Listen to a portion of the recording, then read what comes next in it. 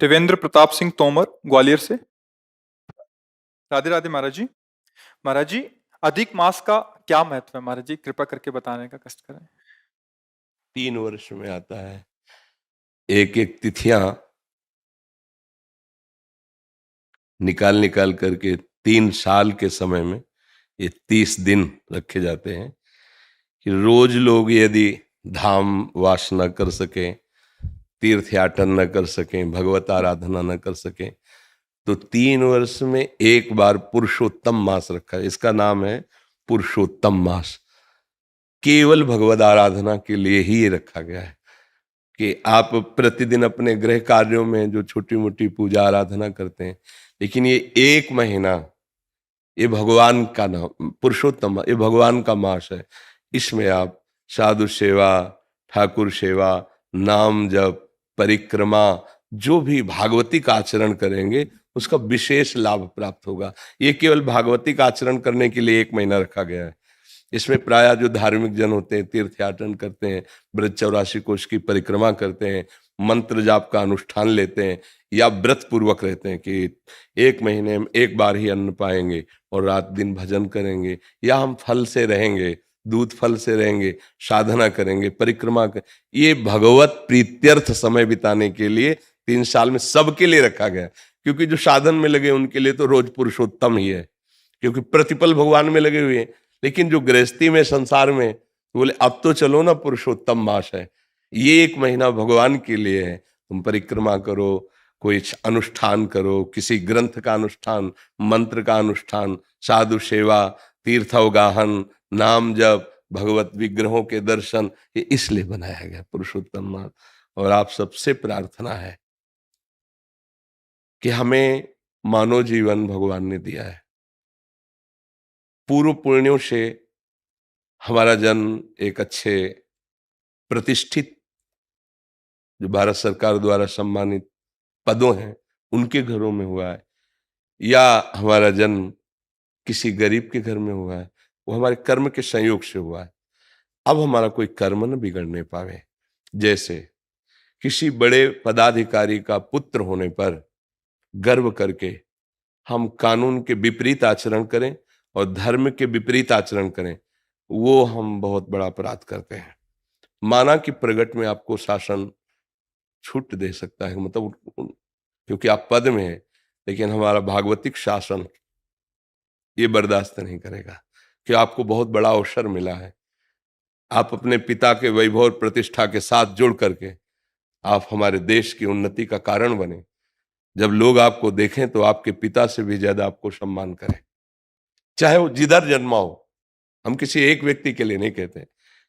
कोई एक अपने पास आए हुए थे, बाद में कुछ लोग वहीं उसी प्रांत के जो शब्द बोले, वो किस कारण से? उनके पुत्र के आचरण के कारण से। वो बात हमें स्मरण में रही। इसलिए हम प्रार्थना करते हैं कि कोई भी पद आपको मिला हो, आप स्वयं ऐसे आचरण कीजिए जिससे हमारा ये भारतीय जन और हमारे भगवान दोनों प्रसन्न हो। कहीं कोई ऐसा पदाभिमान का दुरुपयोग न हो, कहीं कोई ऐसे पावर का दुरुपयोग न हो जिससे कोई असहाय गरीब आपको शाप दे दे। जैसे अंदर से हुआ कि ठीक है, आप बहुत बड़े हो, आपके पास पावर है, लेकिन भोगोगे तुम जैसा कर रहे हो। तो वो तपस्वी नहीं, वो मंत्रवेत्ता नहीं है, उसे गरीब के हाय कहते हैं।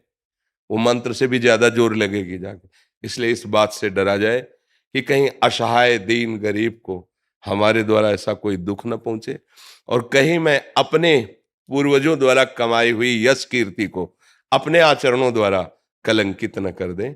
हम अपने देश की सेवा में आवें, हमारा पवित्र आचरण हो, क्योंकि मनुष्य जीवन बहुत दुर्लभ जीवन है। इसलिए भगवान की कृपा हुई है, हमें आपको संभाषण करने का अवसर दिया है, तो आप महान बने। आप ऐसे बने कि जिस गली से निकलें तो श्रद्धा से और भाव से लोग आपको आशीर्वाद दें कि क्या है यार, क्या व्यक्तित्व है, क्या समाज सेवा है, क्या समर्पण है। अब अगर धन का दुरुपयोग करके मदिरा पीना, उद्दंडता करना, कितने दिन करोगे? जीवन तो जाना ही है ना। लोग देख के जैसे उनको उनके लिए बोले, तो हम बिल्कुल स्तब्ध रह गए थे उनके जाने के बाद। जो बोले कि इनका जो लड़का है ना, वो शब्द जो बोले, तो नहीं, हम कहा हमारे लिए इसके कोई महत्व नहीं, हमारे सामने तो जो आता है मेरा प्रभु आता है, मैं तो उसी भाव से बात करता हूँ।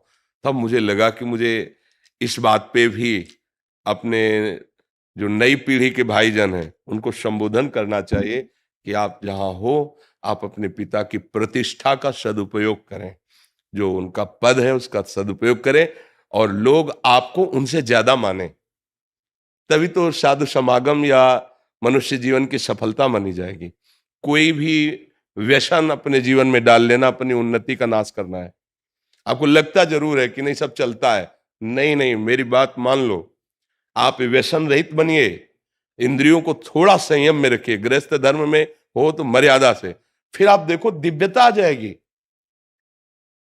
आपका जीवन ऐसे पशु पक्षियों जैसा जीवन थोड़ी है कि जो भोग मिला उसे भोग लिया, जो मिला जैसे मिला जी लिया। नहीं, आपका जीवन है प्रकाशित होने वाला, भगवान के अंश हो, मनुष्य जीवन मिला है। ऐसे कर्म करो कि अशुभ कर्मों का नाश करके हमारी समाज की सेवा हो। हमारे अंदर एक लालसा रहती है कि जैसे हमारे देश के जो पदाधिकारी जन जब आते हैं, आप ये बात समझ जाओगे कि जितनी प्रजा आपको शासन में मिली वो आपके बच्चे हैं। जैसे एक घर में आप हैं, बड़े मालिक हैं, 10 लोग रह रहे हैं, आप कैसे पोषण करते हैं? ऐसे। अगर कोई ज्यादा करता है तो फिर आप पिटाई भी तो करते हैं ना अपने घर में। वही वृत्ति आप रखो प्रदेश में, देश में, जिला में, जो आपको अधिकार मिला है, ग्राम में, नगर में जो अधिकार मिला है, पहली दृष्टि रखो अपने परिवार वाली, और दूसरी दृष्टि रखो जैसे अपने परिवार वाले को भी दंड दिया जाता है, उस भाव से हम उसे सुधारते हैं, दंड देते हैं। कहीं हम अपने अभिमान का पोषण न करें, कहीं हम अपनी आदतों को गंदी आदतों में न ले जाएं, कहीं हमारे द्वारा ऐसा आचरण न हो कि पद की निंदा की जाए या पदाधिकारी जो हमारे माता पिता हैं उनकी निंदा की जाए। सावधान होकर चला जाए तो जीवन भगवान की कृपा से प्रकाशित हो जाएगा। आज हम गाथा गाते हैं अपने देशभक्तों की, नहीं गाते? वंदे मातरम चूम के फांसी डाल ली। हम उसी भूमि में पैदा हुए हैं, हम उसी भूमि में हैं जो हमारे देश के लिए छाती चौड़ी करके गोलियां खाते हैं और अवसर मिलता तो गला उतार लेते हैं। हम उसी माटी में पैदा हुए हैं। हम क्षुद्र वासनाओं या भोगों की तरफ लालायित होकर अपनी महिमा को घटाएं नहीं, अपनी महिमा को बढ़ाएं, जिससे हमारा देश सुखी हो, समृद्ध हो, और सब ऐसा किसी को महसूस न हो कि असहाय है। ऐसा सबको महसूस हो कि हमारे जो पदाधिकारी मानो मेरे घर के बड़े हैं, उनसे हम सहयोग मांगेंगे, हमें सहयोग मिलेगा। मुझे लगता है ऐसी अगर भावना हो जाए तो हमारा सारा देश सुखी हो जाए, पूरा विश्व सुखी हो सकता है। एक एक सुधरना शुरू करे। पर हम लोग ऐसा करते ना कि दूसरे को उपदेश देते तू सुधर जा, हम अपने से सुधार करें तो सब सुधर जाएंगे धीरे धीरे।